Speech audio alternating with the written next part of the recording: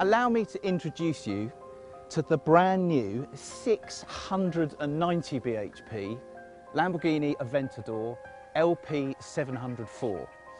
Not perhaps the most ethical car that we will test this year, but it's easily one of the fastest cars we will test this year, and it's definitely one of the loudest.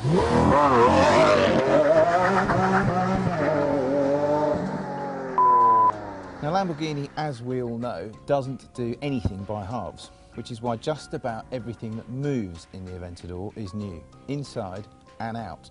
But as with any Lamborghini, the bit that matters most is the engine. And in the Aventador's case, that means an all-new 6.5 litre V12 that produces enough power to illuminate Blackpool and enough torque to impress Australia.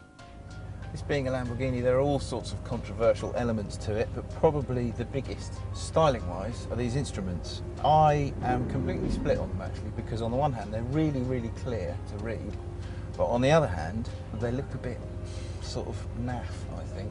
See what you think. Look, so you've got the speedometer up there, it's all in digital. If I press the stalk, it then becomes a rev counter. Don't know, jury's out on that.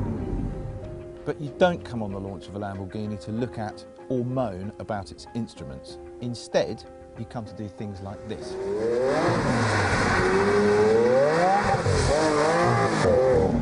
We can come back in a while to what this car is like on the track. For the time being, we're just going to concentrate on the road, which is a real privilege actually, because I don't think that as yet anyone else has been allowed to drive it on the road. And it is difficult to know quite where to start because it's pretty special, everything it does, this car, except for ride well. As you can tell from Mr. Cameraman there bouncing up and down, this is not a particularly comfortable car.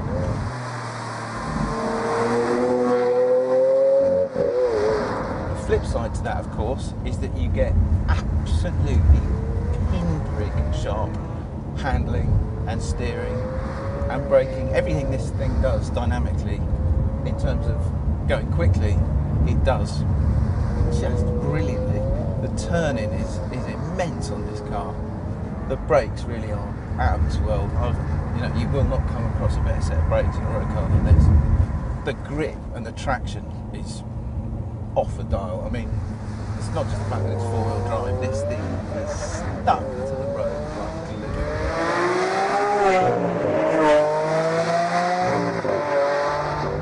Ultimately though, when you drive this car, there is one defining aspect of it, and it's not the steering, no matter how good that is, it's not the ride, it's not the handling, it's not the gear change, it's the engine. 6.5 litres of V12 engine has to dominate the driving experience, no matter how good the rest of the car is, and this is why.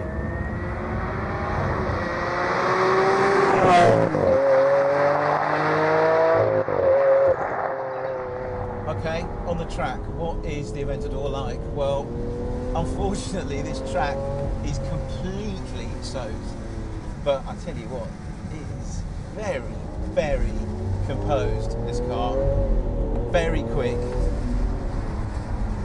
amazingly agile for such a big, I was about to say heavy, but of course it's actually not that heavy because of the carbon tub.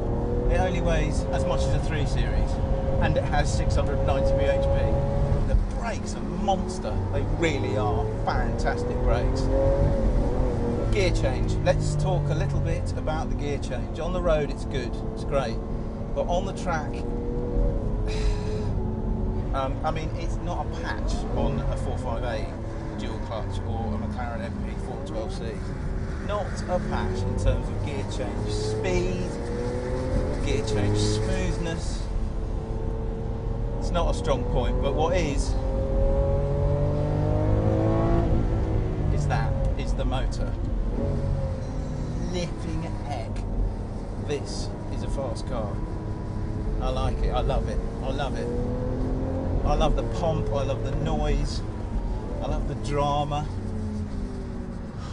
Not sure about the price, £250,000. So conclusions, what do we actually think about the Aventador?